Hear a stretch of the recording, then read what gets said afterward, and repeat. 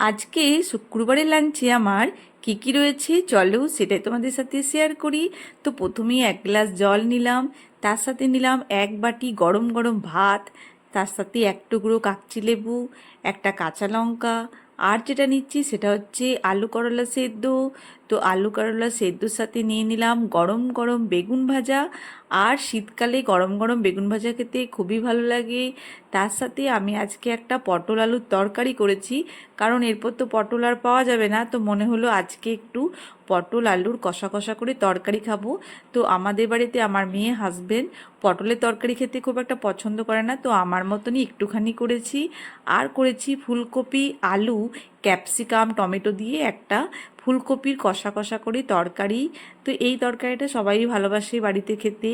তার সাথে একটুখানি চিকেন কিমা বানিয়ে রেখেছি, তো এটা একটু জাস্ট খেয়ে দেখছি টেস্টটা কেমন হয়েছে। তো এটা আমি বিশেষ করে বিকেলের জন্যই বানিয়ে রাখলাম, কারণ হাজব্যান্ড মেয়ে ইউনিভার্সিটি থেকে এসে ডিউটি থেকে এসে কী খাবো করে, সেই জন্য একটু কিমা বানিয়ে রাখলাম, যখন ওরা যেটা খেতে চাইবে সেটাই চিকেন কিমা দিয়ে বানিয়ে দেব। তো কেমন লাগলো আমার শুক্রবারের লাঞ্চ থালি? শুভ দুপুর বন্ধুরা, সবাই ভালো থেকো, সবারই দিন খুব ভালোভাবে কাটুক।